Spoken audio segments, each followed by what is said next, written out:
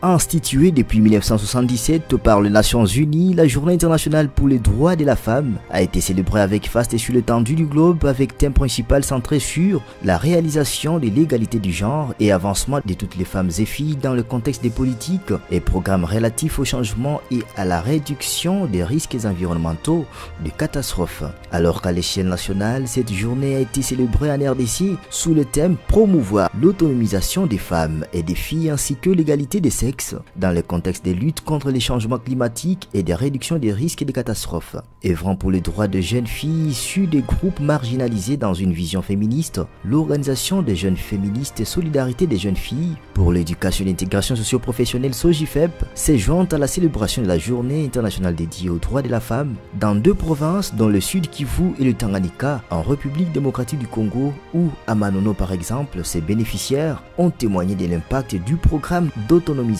des survivantes en réponse au mariage d'enfants et union précoce.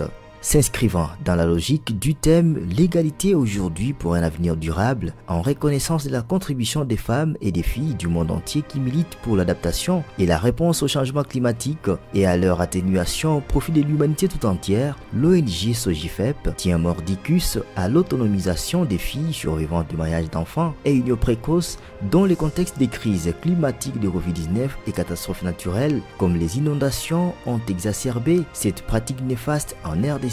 C'est ainsi qu'Académie par exemple, à marge de la journée du 8 mars 2022 dédiée aux droits de la femme, SOJIFEP a pris part à la messe d'action des grâces dite à la paroisse Christ-Roi de l'Univers où, au micro, bien de messages de sensibilisation et plaidoyer ont été faits par le jeune féministe de Calémie pour promouvoir l'autonomisation de la jeune fille en contexte des crises climatiques, de Covid-19 et risques catastrophiques. À l'occasion de cette journée du 8 mars, c'est la journée internationale de la femme.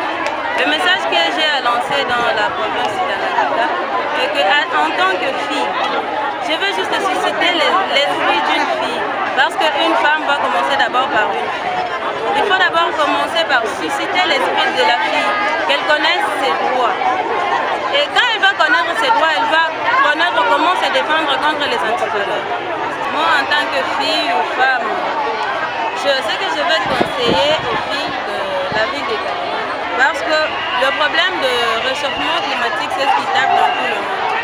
Et il faut que les femmes, nous puissions accompagner les hommes à arranger notre environnement.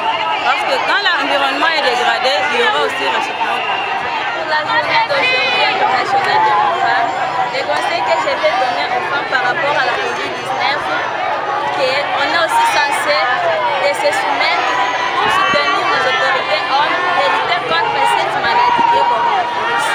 Par rapport à ça, nous devons les sensibiliser et donner les méthodes de protection de lutter contre le coronavirus en portant des masques comme je l'ai fait de moi-même. De la femme, en tant que femme, future femme, fille de cette province ou de ce pays, je vais juste dire aux femmes, aux filles, le 8 mars, ce n'est pas une journée à laquelle nous devons faire du n'importe quoi. Le 8 mars, nous devons réfléchir ensemble et savoir qu'est-ce qui ne va pas dans notre province, dans notre pays. Nous femmes, qu'est-ce que nous pouvons faire pour aider les hommes pour que notre pays, notre province soit aussi développée. Ce n'est pas à dire que le 8 mars, c'est une journée que les hommes doivent nous offrir des fleurs. Les hommes doivent nous donner de la bière pour s'enivrer. Mais non, le 8 mars, nous devons prendre, nous femmes, nous devons prendre conscience. Quelles sont nos responsabilités? Qu'est-ce que nous pouvons faire dans la société? Et nous puissions développer notre société. C'est un peu ça. Par ailleurs, à Manono, dans le Tanganyika, les filles et jeunes femmes survivantes d'hier formées et réintégrées dans les métiers professionnels en réponse au mariage d'enfants et union précoce ont témoigné devant un public important l'impact du programme dans leur vie socio-économique face à ces contextes de crise climatique et de Covid-19 ainsi que des risques catastrophiques.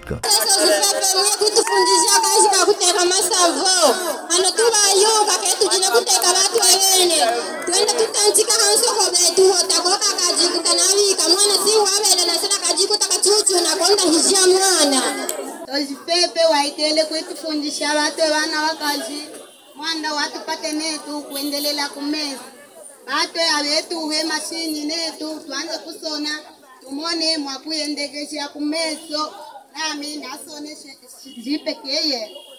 En outre, dans le sud Kivu, à Bukavu, c'est dans la salle Aquarius que la solidarité des jeunes filles pour l'éducation et l'intégration socio-professionnelle a pris part à la cérémonie de lancement de la campagne pour le droit de la femme et l'égalité des sexes.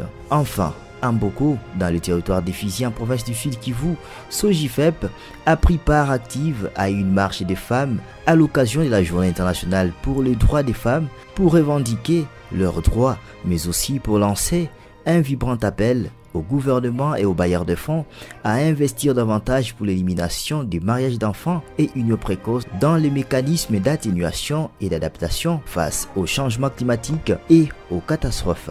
Rappelons que la solidarité des jeunes filles pour l'éducation et l'intégration socio-professionnelle Sojifep milite dans le cadre de son 5e objectif institutionnel à ce que les filles et jeunes femmes autochtones et des communautés traditionnelles prennent une part active dans les processus internationaux, régionaux et nationaux d'exploitation et gestion de leurs terres et ressources naturelles ainsi qu'aux mécanismes d'atténuation et d'adaptation face au changement climatique et catastrophes dont les effets néfastes leur affectent de manière disproportionnée par rapport aux hommes, d'où son fervent combat féministe pour la justice reproductive dans la justice climatique.